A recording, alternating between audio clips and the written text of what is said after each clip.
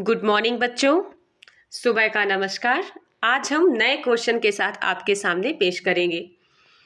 देखिए, आप लोग पढ़ाई को बिल्कुल टफ लेके मत चलिए। आपको पता है कि एक लाइट वे में चलिए इसको लेकर, इतना इजी होगा समझना। और अगर आप इसको टफ लेके चलोगे ना तो वो चीज़ें क्या होगी, जब आप इस फोर्सफुली कोई चीज़ें अगर पकड़ने की कोशिश करोगे तो वो चीज़ें आपसे छूट जाएंगी। ठीक है, वो कहीं ना कहीं आपके माइंड में क्या बनेगा, प्रेशर बनेगा। और ये पता है कि ये इंपॉर्टेंट भी है, पढ़ना तो स्टडी तो सबसे ज़्यादा मस्ट है। बाकी वर्क तो आप बाद में भी कर सकते हो। ठीक है, ये टाइम अगर निकल गया तो ये टाइम आपके पास वापस नहीं आएगा। लेकिन इसको आपको किस तरह से एक लाइट वे में गेन करना है, टफ नहीं करना है। इसको टफ बनाना नहीं है, इसको इजी वे में बना के हमको पढ़ना है। ठीक है, आज हम एक नए क्वेश्चन के साथ आपके सामने रखेंगे और इसको पढ़िएगा, थोड़ा सा समझिएगा। बहुत इजी ट्रिक है समझने का। ठीक है, तो क्वेश्चन नंबर फर्स्ट हम स्टार्ट कर रहे हैं। Which of the following laboratory test must be ordered before the patient started on isoniazid therapy? Option A LFT, option B RFT, option C serum electrolyte, option D bleeding time and coagulation time. ठीक है, देखिए कुछ बच्चों को कुछ हिंदी में translate करने का उनको चाहिए था कि मतलब मस्ट बी हिंदी लैंग्वेज। तो हिंदी लैंग्वेज को देखिए हम करेंगे, कोशिश करेंगे कि आपके सामने पूरा ये हम हिंदी में इसको कन्वर्ट कर सकें और हिंदी का इंग्लिश में कन्वर्ट करके बता सके। पूरा कोशिश करेंगे हम अपनी तरफ से। ठीक है, आपको जितना ईजी वे होगा उतना ईजी वे से मैं आपको समझाने की कोशिश करूंगी। ठीक है, तो which of the following test must be ordered before the patient started? देखिए, आइसोनियाजाइड एक थेरेपी है, ये एक ट्रीटमेंट है। ट्रीटमेंट मतलब उपचार। आइसोनियाजाइड एक ड्रग्स होती है, दवा होती है। इस दवा को देने से पहले, जब बिफोर द पेशेंट, जब किसी मरीज को, जब आप कोई मेडिसिन, अगर ये मेडिसिन अगर आप स्टार्ट कर रहे हो उसके पहले हमको क्या लेबोरेटरी टेस्ट देखना होगा? आइसोनियाजाइड ड्रग्स अगर आप दे रहे हो तो उसके पहले आपको क्या टेस्ट करना होगा? क्यों टेस्ट करना होगा? क्योंकि बहुत सारी प्रॉब्लम क्रिएट हो सकती है। ठीक है, अगर तो इसमें तो सबसे पहले आपको ऑप्शन बताना होगा कि इसका करेक्ट आंसर क्या होगा। जी हाँ, इसका करेक्ट आंसर बताइए क्या होगा। जी, इसका करेक्ट आंसर क्या होगा? Option A, LFT। ठीक है, अब LFT क्या होता है इसके बारे में बताइए। लीवर फंक्शन टेस्ट, इसका फुल फॉर्म क्या होता है? Liver function test. सभी को मालूम है लीवर का क्या फंक्शंस होता है। ठीक है, तो जितनी भी मेटाबॉलिज्म की जो प्रोसेस होती है वो लीवर के अंदर होता है। इसी के अंदर बिलिरुबिन का लेवल मेंटेन होता है, प्रोटीन का हो गया। ठीक है, तो अगर लीवर में कुछ भी अगर डिफॉर्मिटी आएगी या लीवर में कोई प्रॉब्लम आएगी तो आइसोनियाजाइड थेरेपी ड्रग्स देने से क्या हो सकता है? बिलिरुबिन का लेवल बढ़ सकता है, प्रोटीन का लेवल अल्टर हो सकता है, इससे बहुत सारी हिपेटाइटिस की प्रॉब्लम क्रिएट हो सकती है। ठीक है, इन्फेक्शन हो सकता है। और आइसोनियाजाइड ड्रग्स सभी को मालूम है किसमें दी जाती है? टीबी पेशेंट में दी जाती है। ठीक है, आइसोनियाजाइड ड्रग्स किसके लिए यूज किया जाता है? ट्यूबरकुलोसिस ड्रग, इसको हम ट्यूबरकुलोसिस ड्रग्स बोलते हैं। ठीक है, और न्यूरल पैराप्थी होता है, इसमें क्या होता है?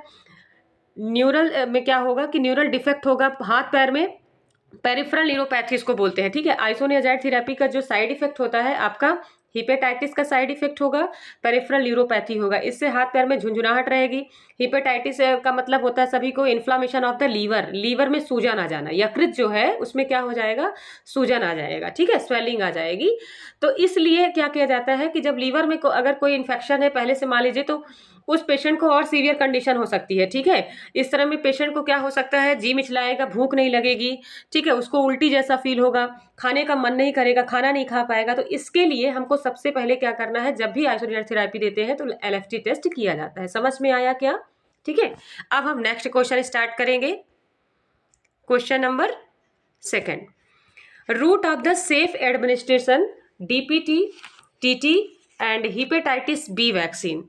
Root of safe administered. ठीक है, सेफ एडमिनिस्टर्ड जो DPT वैक्सीन होती है, हिपेटाइटिस B वैक्सीन होती है, इसका जो सेफ एडमिनिस्टर्ड करने का जो रूट होता है वो कौन सा होता है? तो हम ऑप्शन पढ़ेंगे। Option A ID, option B IM, option C SC, option D IV। SC का फुल फॉर्म मतलब सबक्यूटेनियस। ठीक है, सबक्यूटेनियस। तो इसका करेक्ट आंसर बताइए। DPT, TT वैक्सीन और हिपेटाइटिस B वैक्सीन का जो देने का रूट होता है वो कौन सा होता है हमारा? जी हाँ, इसका करेक्ट आंसर क्या होगा? Option D. ठीक है, तो इसका देने का रूट क्या हो गया हमारा? IM रूट होता है। ठीक है, अब DPT TT वैक्सीन तो सभी को मालूम है, ये वैक्सीन कब कब दी जाती है सबको मालूम है ना? वैक्सीन देने का शेड्यूल तो सभी को मालूम है ना ये चीज। ठीक है, तो वैक्सीन देने का अगर शेड्यूल आपको मालूम है तो सबसे पहले बताइए कि एट बर्थ में कौन सी वैक्सीन दी जाती है। एट बर्थ में कौन सी वैक्सीन दी जाएगी? जी हाँ, एट बर्थ में हम कौन सी वैक्सीन देते हैं? बीसीजी वैक्सीन देते हैं। ठीक है, कौन सी वैक्सीन देंगे? BCG vaccine. और बात करें 6 वीक, 10 वीक, 14 वीक, तो इसमें डीटी। एक आपको, ठीक है, एक आपको अगर ट्रिक चाहिए तो मैं ट्रिक आपको इजी ट्रिक बता देती हूँ।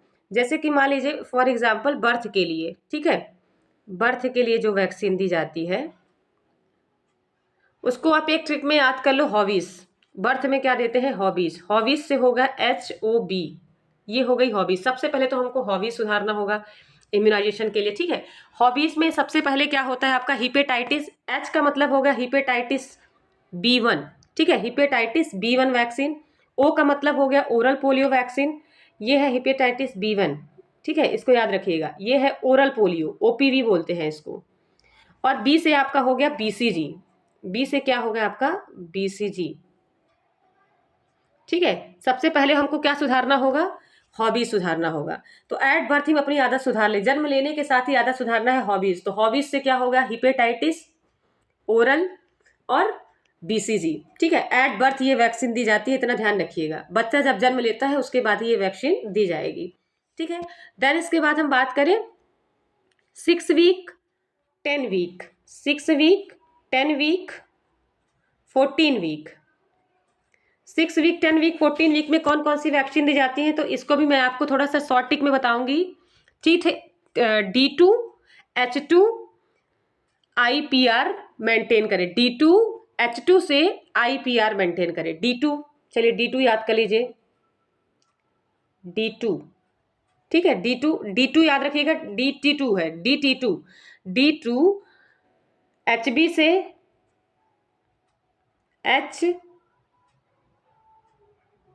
HB से HHB लिख दो, HB, क्योंकि दो वैक्सीन है H की। HHB से IPR मेंटेन करें, IPR।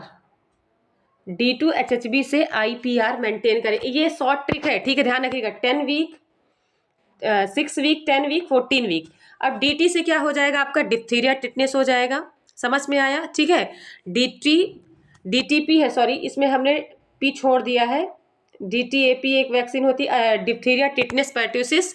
DTAP HHB से IPR मेंटेन करें। ठीक है, तो ये 6 वीक में दी जाने वाली फर्स्ट डोज होती है DPT का वैक्सीन। एक H का मीनिंग होता है हिप वैक्सीन, और एक का हिपेटाइटिस, जो आपने एट बर्थ में मैंने आपको बताया था हिपेटाइटिस B1, तो उसका सेकंड डोज जो लगेगा वो 6 वीक में लगता है। ठीक है, और B वैक्सीन जो होती है HHB से HHB। ठीक है, तो HHB यहाँ पे क्या हो जाएगा आपका? HHB से क्या करेंगे? हिपेटाइटिस B हो गया, या समझ में आया? HB हो गया हिपेटाइटिस B। और एक होता है आपका हीमोफिलस इन्फ्लुएंजा। ठीक है, उसको हिप वैक्सीन बोलते हैं। फिर से IPR, I से क्या हो जाएगा आपका? IPV। P से हो जाएगा आपका PCV। PCV मतलब न्यूमोकोकल वैक्सीन। देखिए, हमने आपको बताया सबसे पहले कि D2 HHB से IPR मेंटेन करे। तो एक तो DPT आएगा। ठीक है, DPT HHB, इसको HHB इसलिए बोल रहे हैं क्योंकि ये हिपेटाइटिस B है। HHB से IPR क्या करे? मेंटेन करे। IPR मेंटेन कर रहा, तो ये हो गया आपका हिपेटाइटिस हिप वैक्सीन H हो गया, और हिपेटाइटिस B2 वैक्सीन। ठीक है, फिर PCV IPR से हो जाएगा IPV। P से हो जाएगा न्यूमोकोकल वैक्सीन, PCV इसको बोलते हैं। R से हो जाएगा रोटा वैक्सीन। ठीक है, जो रोटा वायरस पे जो वैक्सीन दी जाती है वो वैक्सीन होती है। तो इसी तरह 6 वीक, 10 वीक और 14 वीक्स तक ये वैक्सीन चलती हैं। ये सारी वैक्सीन कब तक चलती हैं? 6, 10, 14 वीक्स तक। समझ में आया? ये वैक्सीन रिपीट होती है। फिर इसके बाद आपका 6 मंथ में देखें तो इन्फ्लुएंजा वैक्सीन चलती है। इसके बाद 9 मंथ में फिर आपका मीजल्स, विटामिन। इसके बाद ये पूरे वैक्सीन देने के जो आपका शेड्यूल है वो आप इसमें पढ़िएगा। ठीक है, तो DPT TTV वैक्सीन देने का जो रूट होता है वो क्या होता है आपका? IM होता है। समझ में आया? तो नेक्स्ट क्वेश्चन हम स्टार्ट करेंगे। The contraceptive methods that also use offer protection against sexually transmitted disease infection by option A latex condom use, option B oral contraceptive use, option C intrauterine device insertion, option D withdrawal method। ठीक है, हमारा question क्या है पहले पढ़ते हैं। Contraceptive methods, ठीक है, कॉन्ट्रासेप्टिव मेथड जो फैमिली प्लानिंग में आपने पढ़ा होगा इसको। Also for protection against sexually transmitted infection.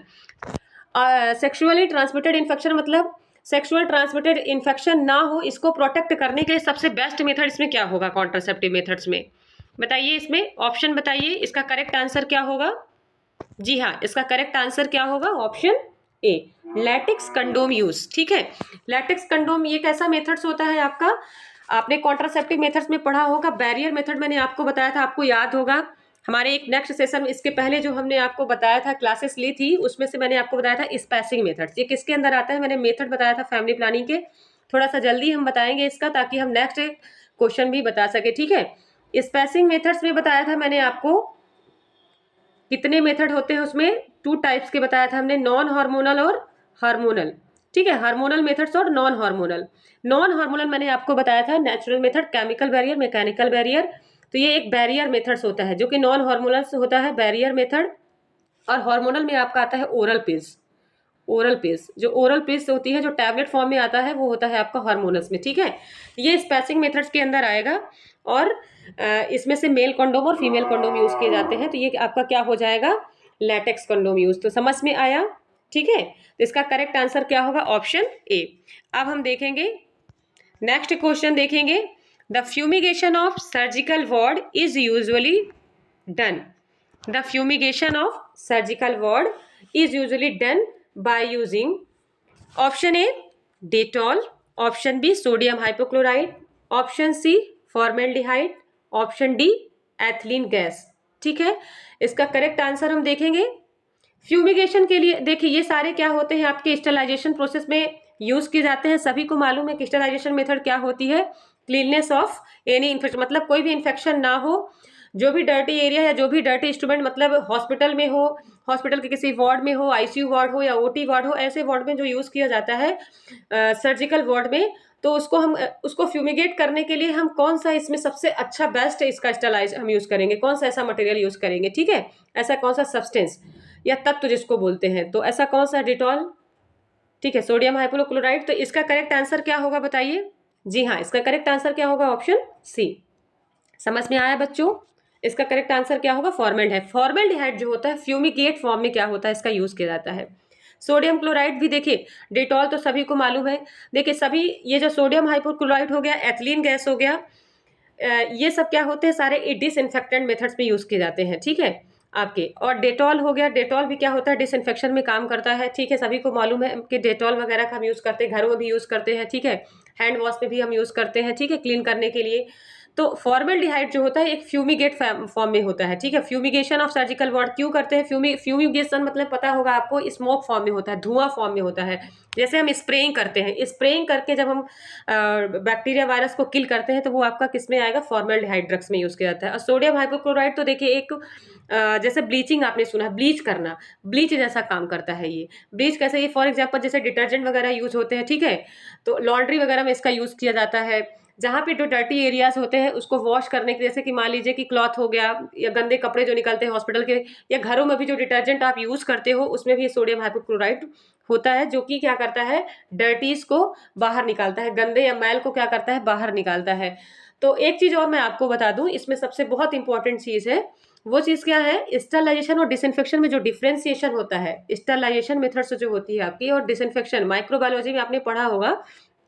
Disinfection की जो प्रोसेस होती है, उसमें बैक्टीरिया के जो स्पोर्स होते हैं वो कभी किल नहीं होते हैं। ठीक है, स्पोर्स बोलते हैं, बैक्टीरिया के जो स्पोर्स होते हैं वो किल नहीं होते हैं। और स्टरलाइजेशन मेथड्स में क्या होता है, बैक्टीरिया के जो स्पोर अगर किल नहीं होंगे ना, तो दोबारा से एक बनेगा। दोबारा से क्या होगा, उनका एक बनेगा, और एक बनने के बाद वो फिर से क्या होंगे, फिर फर्टिलाइज होकर वो एक में फिर क्या होंगे, फिर से दोबारा वो रीग्रोथ कर जाएंगे। ठीक है, वो बैक्टीरिया वायरस फिर से क्या होंगे, वो जो जीवाणु है वो दोबारा से ग्रोथ करेंगे। ठीक है, लेकिन स्टरलाइजेशन में क्या होता है कि एक बार अगर उनका स्पोर किल हो गया, तो वो क्या होता है, फिर दोबारा से बैक्टीरिया रिग्रोथ नहीं कर पाते हैं। ये दोनों में थोड़ा सा डिफरेंशिएशन है, इतना याद रखिएगा। ठीक है, तो फॉर्मेल्डिहाइड का सर्जिकल वार्ड में जो यूज किया जाता है, फ्यूमिगेशन फॉर्म में यूज किया जाता है, वो ड्रग्स का नाम है, वो ड्रग्स का क्या नाम है आपका, फॉर्मेल्डिहाइड नाम है। मतलब ठीक है, कीटनाशक आप बोल सकते हो, ड्रग्स नहीं, इसको हम क्या बोलेंगे, कीटनाशक। ठीक है, जीवाणुओं को मारने के लिए ये कीटनाशक दवा का यूज किया जाता है। ठीक है, नेक्स्ट हम पढ़ेंगे अब विच ऑफ द फॉलोइंग आईजीएम।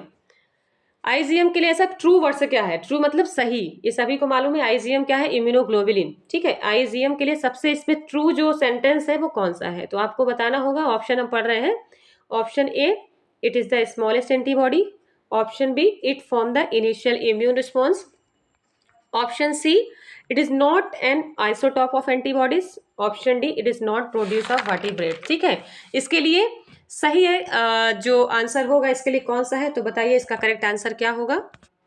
जी हाँ, इसका करेक्ट आंसर क्या होगा, इट फॉर्म द, ठीक है, हाँ बताइए। ऑप्शन बी,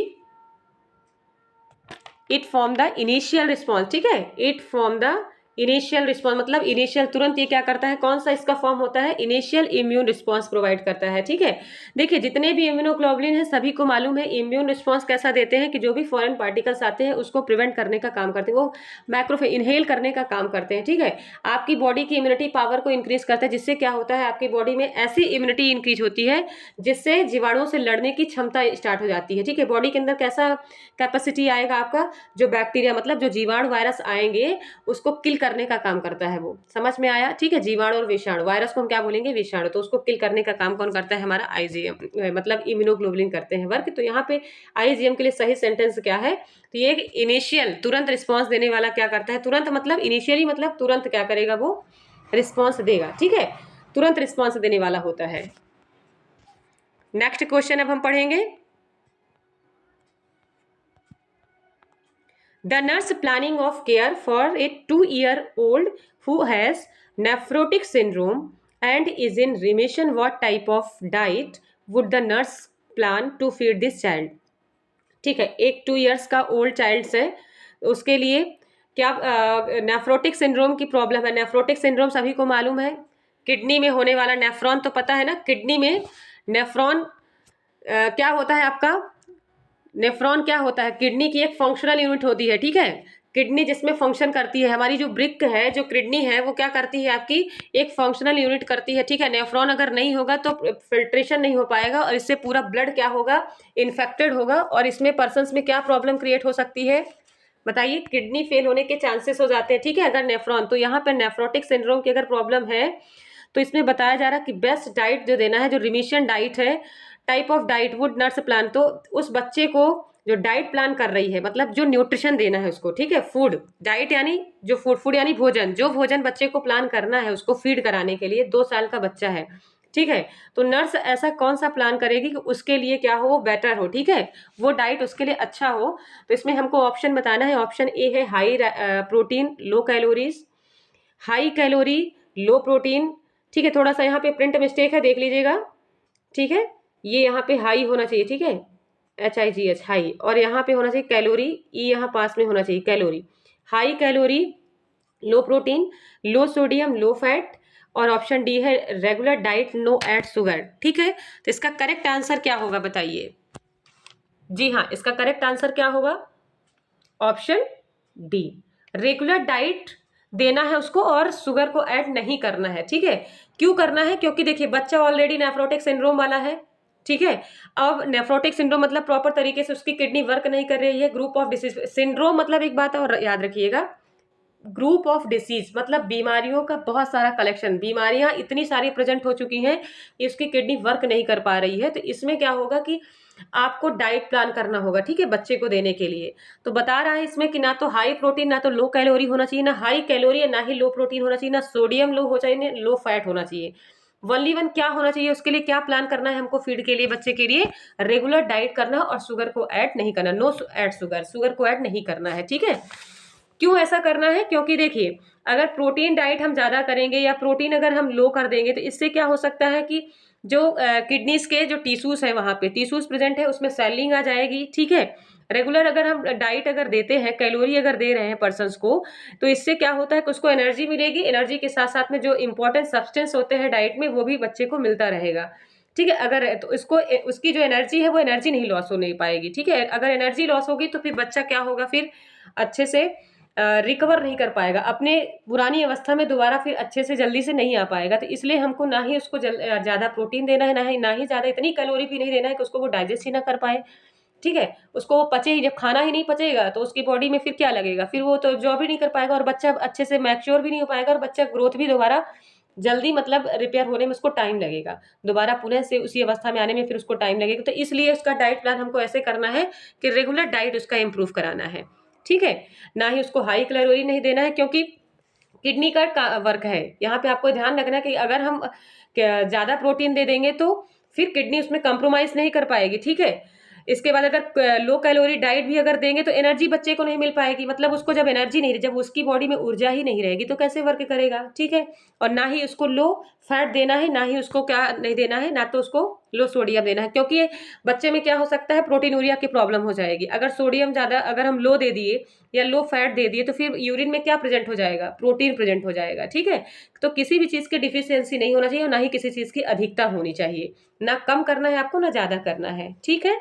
और हाई कैलोरी भी रिस्ट्रिक्ट किया गया है, क्यों रिस्ट्रिक्ट किया गया है, क्योंकि अगर हम हाई कैलोरी दे देंगे बच्चे को तो उसका जो मेटाबॉलिक फंक्शन है, क्योंकि हमारा जो लीवर का मेटाबॉलिज्म जो प्रोसेस होती है वो फंक्शंस क्या हो जाएगा, एल्टर्ड हो जाएगा, क्योंकि वर्कलोड ज्यादा कर पड़ेगा किसी भी ऑर्गन्स में। जब देखिए, जब आप भी सोचिए, फॉर एग्जाम्पल अगर आपको ज्यादा वर्कलोड दिया जाए, स्टडी का ही वर्कलोड ज्यादा दे दिया जाए तो फिर आप कैसे पढ़ सकते हो, नहीं पढ़ सकते हो ना। तो थोड़ा इतना दिया जाए कि थोड़ा शॉर्ट में रहेगा तो आपको भी थोड़ा सा क्या होगा, अच्छा लगेगा।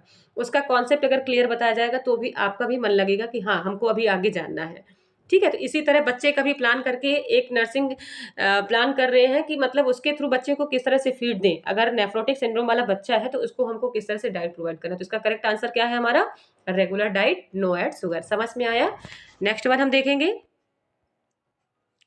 विच of the following sterilization device is stimulate the principles of pressure cooker in functioning.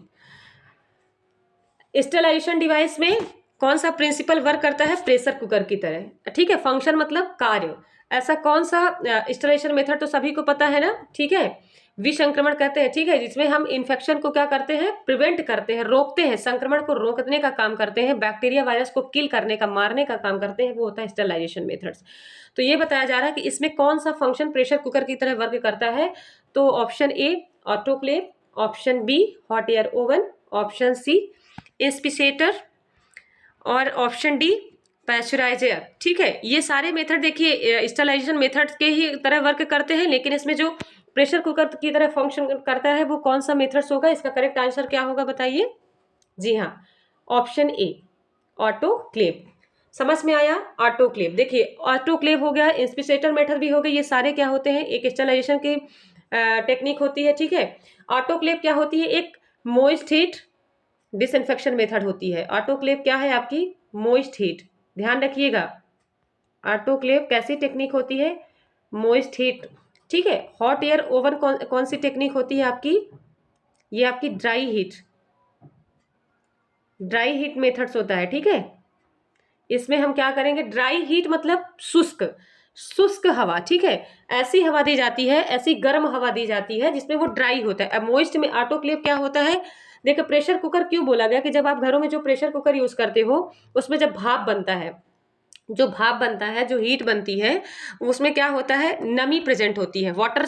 देखिए जैसे कि आप प्रेशर कुकर में खाना बनाते हो, घरों में भी अगर देखो आप प्रेशर कुकर में अगर खाना बनाते हो तो उसमें क्या बनता है, भाप बनता है। उसके बाद भाप पानी की, आप उसका ढक्कन कभी भी निकाल के देखिएगा, उसके ऊपर क्या होगा, पानी की बूंदें पड़ी होती हैं, वो क्या होता है, मोइस्ट हीट।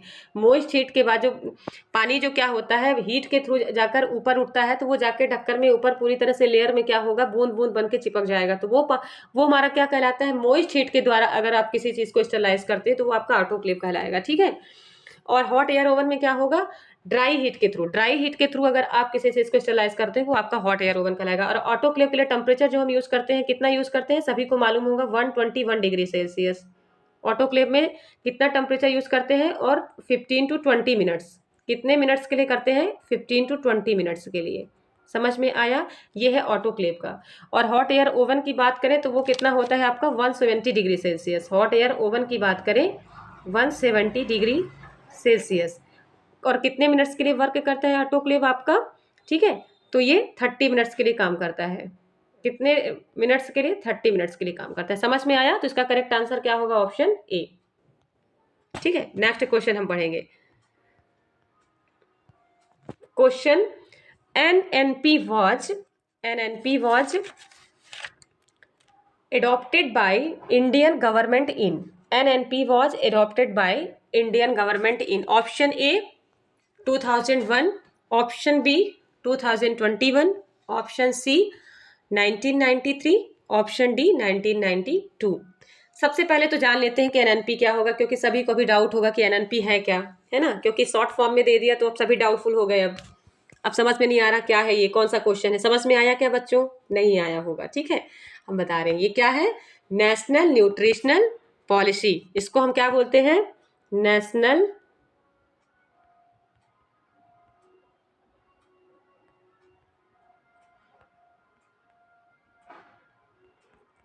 न्यूट्रिशनल पॉलिसी, ठीक है। इसका फुल फॉर्म क्या है? National nutritional policy. कब आई? देखिए ये गवर्नमेंट इंडिया के थ्रू कब आई, तो सबसे पहले तो इसका करेक्ट आंसर चूज करिए, क्या होगा? जी हाँ, इसका करेक्ट आंसर क्या होगा? Option C 1993। अब ये क्या है, सबसे पहले तो ये जानते हैं नेशनल न्यूट्रिशनल पॉलिसी क्या होती है। गवर्नमेंट ऑफ इंडिया मतलब जो भारत सरकार है वो अंडर 1993 में क्या किया था इन्होंने? वुमेन्स एंड चाइल्ड डेवलपमेंट, ठीक है। इनका मेन काम क्या था? Department of the women's and child development, बच्चे का और मदर्स का, ठीक है, माँ का और बच्चे का जो हेल्थ का डेवलपमेंट है उसके लिए प्रोग्राम चलाया गया था। और क्या इरेडिकेट करना था, उनको खत्म करना था माल न्यूट्रिशन को। माल न्यूट्रिशन मतलब जो न्यूट्रिशन की कमी हो जाती है, बच्चे और माँ में न्यूट्रिशन की कमी होती है, एक ऑप्टिमम लेवल पर, एक मिनिमम लेवल, मैक्सिमम लेवल तक उसको पहुंचाना चाहते थे वो, कि ताकि जो मैटरनल मोर्टालिटी रेट है, ठीक है, जो इन्फेंट या चिल्ड्रंस का मोर्टालिटी रेट है उसको कम करना है, ठीक है। तो लो बर्थ वेट हो 10%, और स्पेशली इसमें जो विटामिन ए की डिफिशियंसी से जो ब्लाइंडनेस की प्रॉब्लम होती थी, सभी को मालूम है कि विटामिन ए की डिफिशियंसी से क्या होता है? ब्लाइंडनेस होता है। ब्लाइंडनेस